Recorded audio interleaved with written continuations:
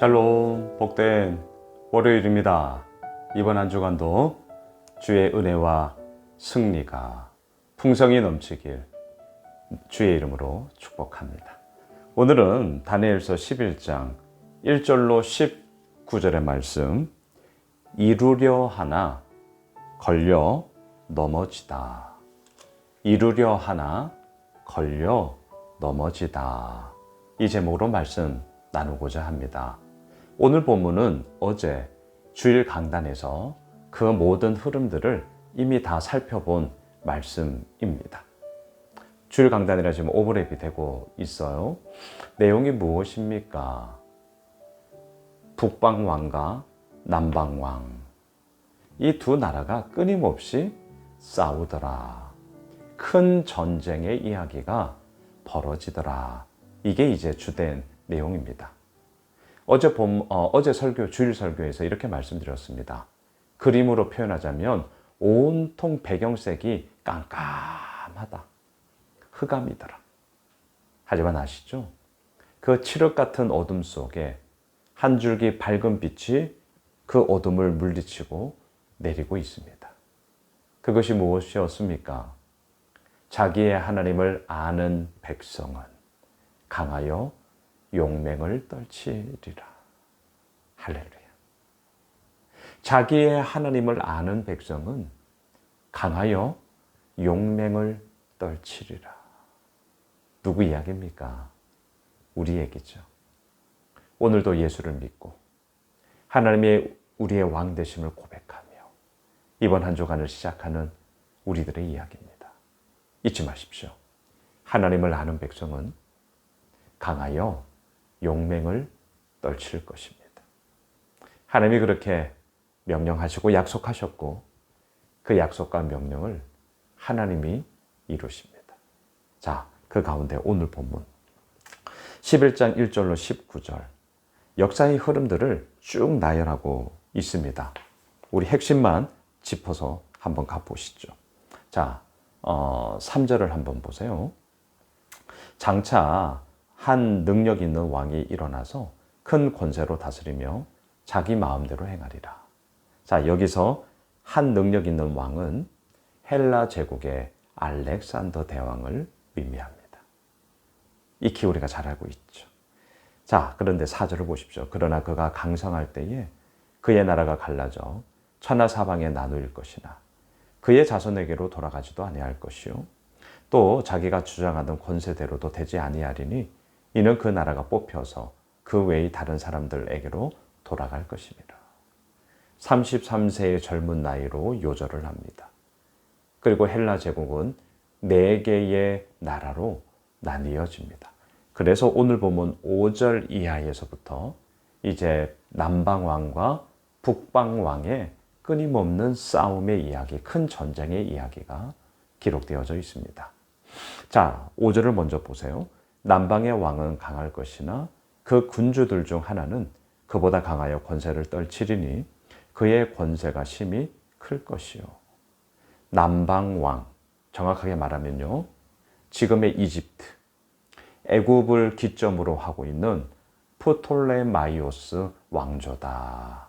이렇게 얘기를 합니다. 이름이 좀 어렵죠? 프톨레마이오스 왕조, 애굽을 근거를 하고 있어요. 이 나라가 오늘 성경에 나오는 남방왕입니다. 6절을 보십시오. 몇 해 후에 그들이 서로 단합하리니 곧 남방왕의 딸이 북방왕에게 가서 화친하리라. 그러나 그 공주의 힘이 쇠하고 그 왕은 서지도 못하며 권세가 없어질 뿐 아니라 그 공주와 그를 데리고 온 자와 그를 낳은 자와 그때에 도와주던 자가 다 버림을 당하리라.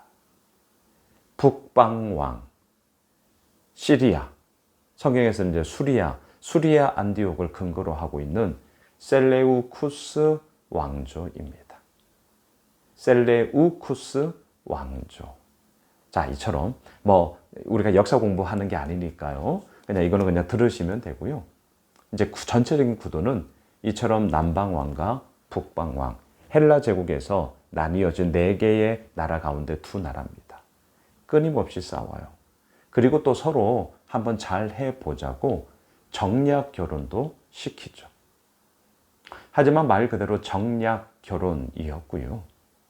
서로 헤어짐에 따라서 오히려 배신과 배신이 쌓이는 더욱더 첨예하게 전쟁이 일어날 수밖에 없는 그런 아픔의 이야기가 연속되고 있습니다. 처음에는 남방왕이 힘이 세요. 그래서 북방 셀레우쿠스 왕조를, 그 나라를 막 공격하고요. 그렇게 합니다. 그런데 길고 짧은 건 대봐야 하죠. 영원한 건 없습니다. 오늘 본문 10절로 한번 내려가 보세요. 그러나 그의 아들들이, 이건 누구냐? 북방왕 수리아 안디옥의 셀레우쿠스 왕조를 얘기합니다. 전쟁을 준비하고 힘이 많은 군대를 모아서 물이 넘침같이 나올 것이며 그가 또 와서 남방왕의 견고한 성까지 칠 것이요. 여기서 견고한 성은 이집트, 애굽을 얘기를 합니다. 예, 프톨레마이오스 왕조를 그렇게 공격했다는 거예요. 견고한 성, 애굽을 공격했다는 거예요. 그래서 또 남방왕이 처음에는 기세를 잡다가 또 이제 북방 왕조가 뭔가 애굽 본토까지 공격을 해버리니까요. 이제 기세를 잡았어요. 그런데 또 어떻습니까? 그냥 있을 리가 없죠. 11절 남방왕은 크게 노하여 나와서 북방왕과 싸울 것이라 북방왕이 큰 무리를 일으킬 것이나 그 무리는 그의 손에 넘겨준 바 되리라. 예, 전쟁이라는 게 이거죠. 예, 북방왕이 뭔가를 해보려고 했지만 애굽 본토까지 쳤지만 남방왕이 다시금 확 잡아먹었습니다. 근데 또 이걸로 끝나냐? 그렇지 않습니다. 13절 북방왕은 돌아가서 다시 군대를 전보다 더 많이 준비하였다가 곧 몇 해 후에 대군과 많은 물건을 거느리고 오리라. 그리고 이제 이렇게 북방왕이 남방왕을 잡아먹는 또 그런 전쟁의 이야기가 오늘 본문에 쫙 나오고 있어요. 자, 여러분, 이 부분을 통해서 우리가 붙잡아야 할 것이 무엇입니까? 이걸 통해서 하나님께서 우리들에게 말씀하시고자 하는 게 무엇입니까? 오늘 본문 14절을 보십시오.